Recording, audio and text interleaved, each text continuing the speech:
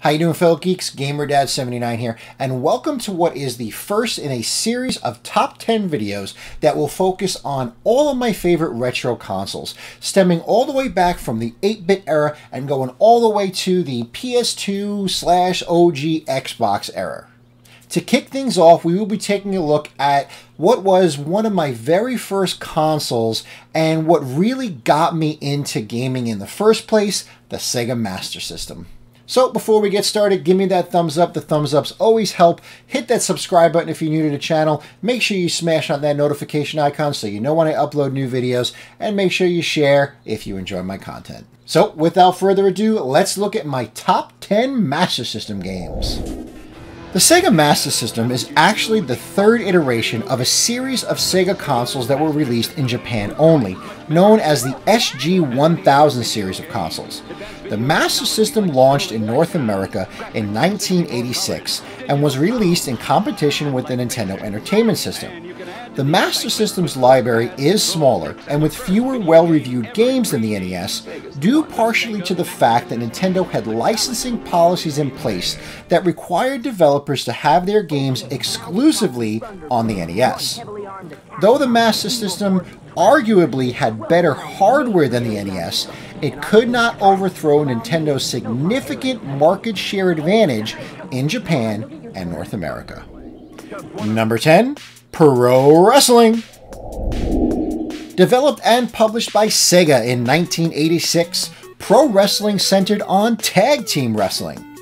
Players selected one of 4 teams available: the Crush Brothers, the Orient Express, the Mad Soldiers, or the Great Masked Men. The selection of moves available was rather surprising for an 8-bit title. You were able to pull off moves like the Lariat, Suplex, Body Slam, Boston Crab, or even the German Suplex. You can even go outside the ring and grab a chair to use against your opponent. Now, there weren't a lot of options for pro wrestling games when I was a kid, but I loved pro wrestling for the Master System. First off, the cover art really stood out to me as a kid with that, huge muscle-bound grappler having his own head in a headlock, and that showed you that you were in for some really wacky action, and it delivered. Gameplay was fast, furious, and easy to pick up, and that was vitally important when it came to a Master System game because the controller had a lot of limitations. Now, if for some reason you didn't know, the Master System's controller was very, very similar to the NES controller, where it had 2 buttons which were labeled 1 and 2, vice A and B on the NES, and the D-pad, and that was it. So the fact that they were able to smash all these different moves into the, into the game for the Master System on that controller was truly an impressive feat. Now, when I played this game as a kid, I used to live out my pro wrestling, fantasies and stuff. I used to come up with little storylines in my head and angles. And, I always picked the Mad Soldiers because they kind of reminded me of the Legion of Doom. Number 9, Rocky. Developed and published by Sega in 1987, Rocky had you taking control of the legendary boxer as he challenged all of his opponents from the first 4 Rocky movies. Before each bout, you would train with Mick to improve your skills, or at least that's what the game said it did, and then you faced off against the King of Sting, Apollo Creed, the South Side Slugger, Clubber Lang, and finally, the Siberian Bull, Ivan Drago. Now, this game sits squarely in the nostalgia category because going back to play it now made me realize that it was really bad. But when I was a kid, I didn't care because I was playing as Rocky. Now, taking into consideration the limitations of the Master System and the fact that it was an 8-bit system, the game looked great. You can truly tell who these characters were. You knew who Rocky was, you knew who Drago was, you can tell who these characters were, and that's impressive for an 8-bit system. My biggest issue with the game comes from the kind of repetitive nature of the action. Because of the limitations, like I talked about earlier, because of the limitations of the controller, there were only a handful of punches you can throw in the match, and that kind of, made things a little boring after a while. Also, the training segments did absolutely nothing for your character, even though the game said it would, increase your stats before each fight. It did absolutely nothing. You could literally fail each training segment and it wouldn't have a bit of difference on the match itself.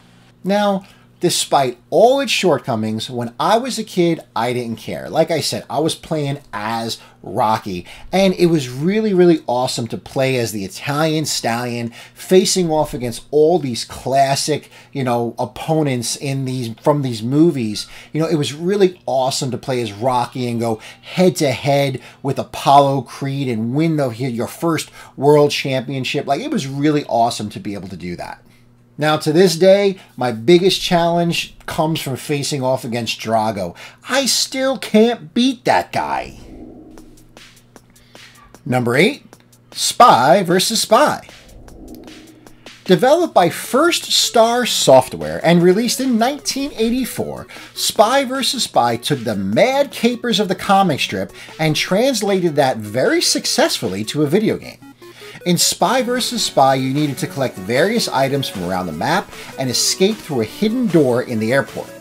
Along the way, you can hide traps inside different pieces of furniture or even the doors, killing off your opponent and giving you more time to collect the items you needed to escape. Okay, so this game is still a ton of fun even today. Its simple and elegant setup worked perfectly within the confines of the Master System, but even still there was quite a level of careful planning that needed to go into each match. You really needed to pay attention to your opponent's screen and try to remember where he was hiding stuff, while also remember where you were hiding stuff, because your own traps could kill you as well. Matches only tended to last a few minutes, but those few minutes were a beautiful melody of chaos and insanity. Now, I will admit, I didn't win a single match during the time I played this game for this review, but you know what? It didn't matter, because every match was fun and frantic, and the simple graphics still hold up. Number 7, Aladdin. Everyone knows about the Sega Genesis version of Aladdin, and it's still called one of the best action platformers ever, and it's still fun to play even today. However, did you know that there was a version of the game that was also released for the Master System and the Game Gear? Developed by Sims and published by Sega in 1994, the Master System version of the game had you controlling Aladdin as you followed the events of the movie. The game is very different from the Genesis version of the game, but that didn't mean it wasn't fun. It had elements of endless runners before there were endless runners, and even regular platforming segments. The game looks fantastic, and while the controls do take some getting used to, they were intuitive and easy to use.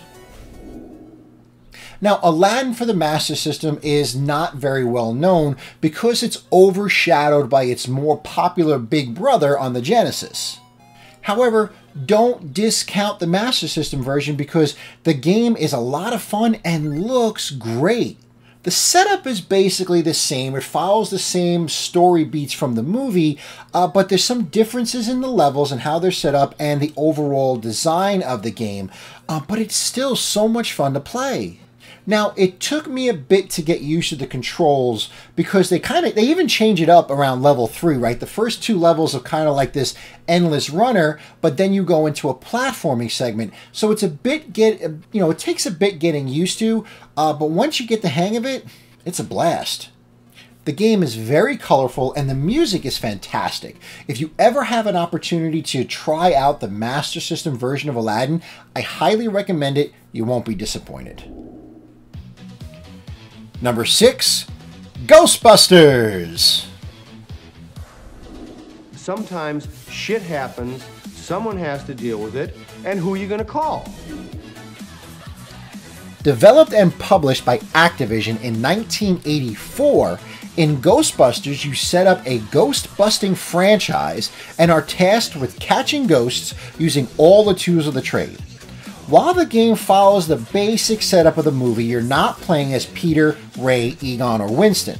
You start the game in an overhead view of the city where you have to stop the roamer ghosts, which kind of look like peeps to me, from reaching the Zool building in the center and raising the PKE meter at the top of the screen. When one of the buildings start flashing, you would enter it, and the game would then switch to a driving segment where you had to avoid other cars and obstacles in the road.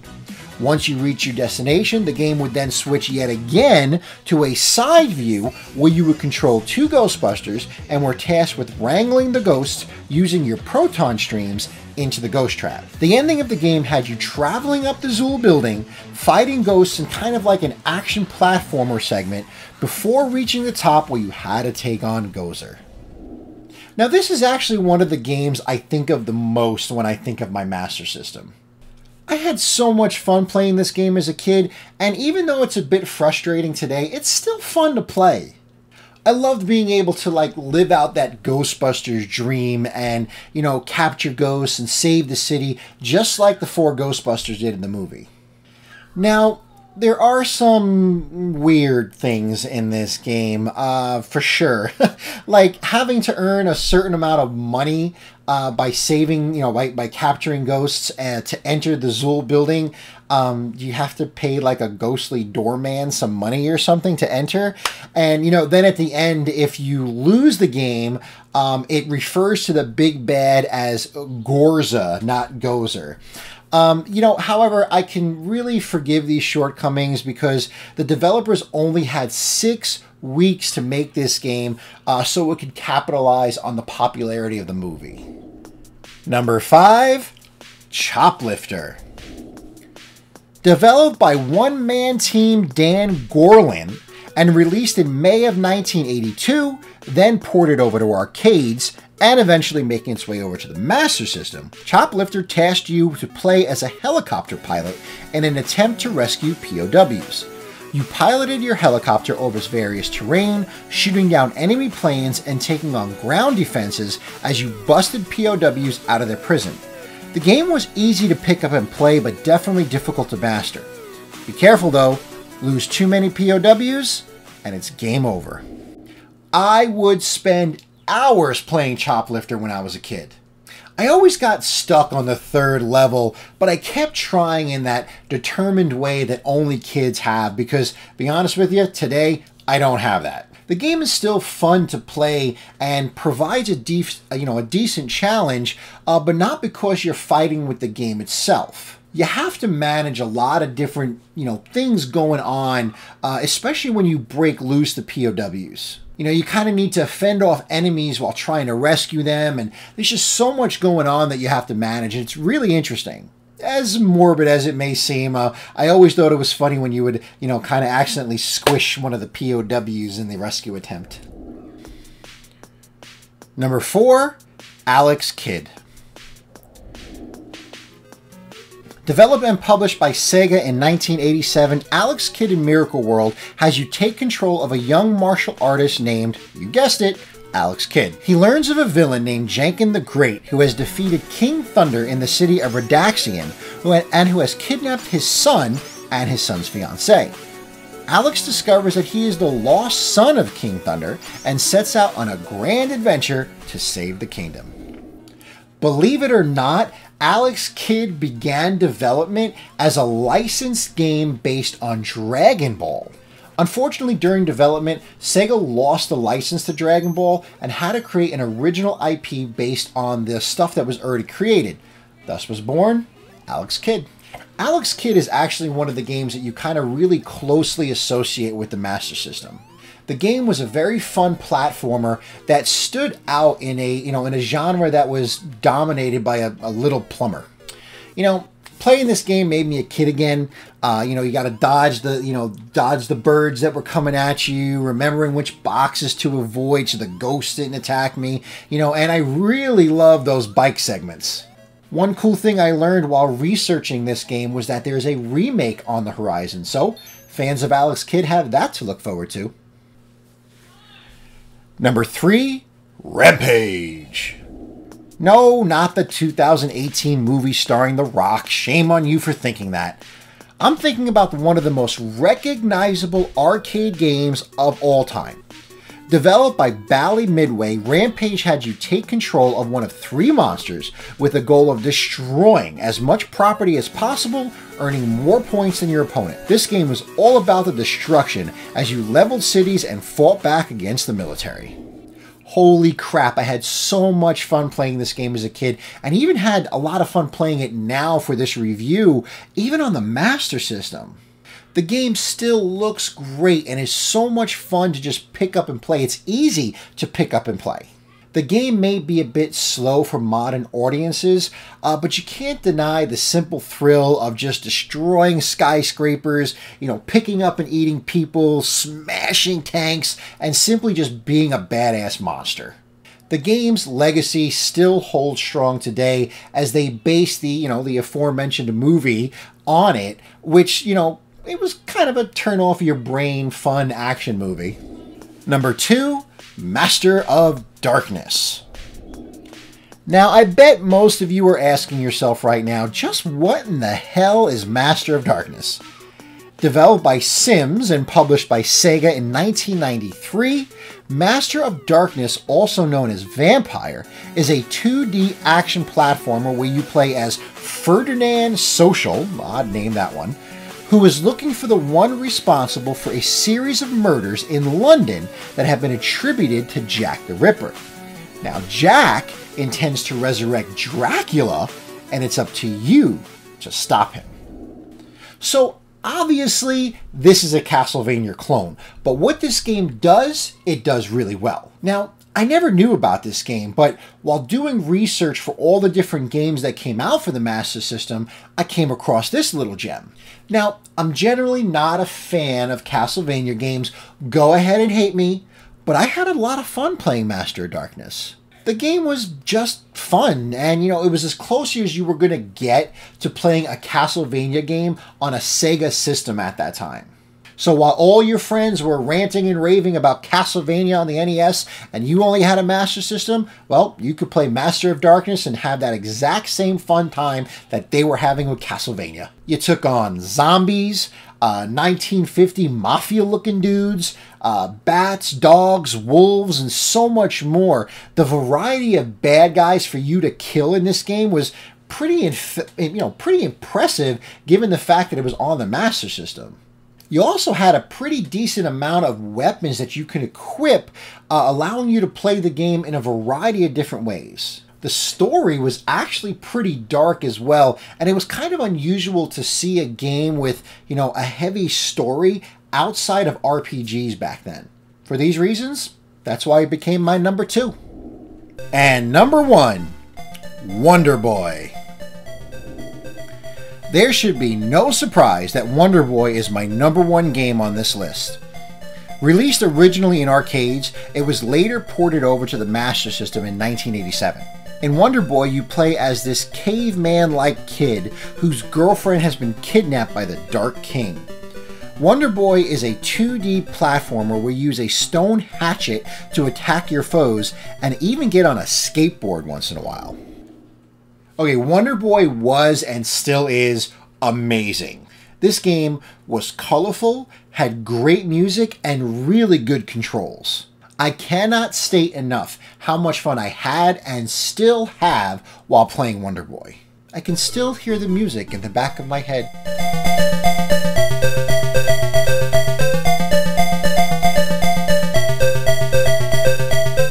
The game was beautifully animated, and it was just astounding to see what the developers can get out of the Master System with Wonder Boy. The game had to push the system to its absolute limits. The game still has a fantastic legacy, and it's received, several sequels and remakes and re-releases over the years. It's easily the best game on the Master System and still holds up even today.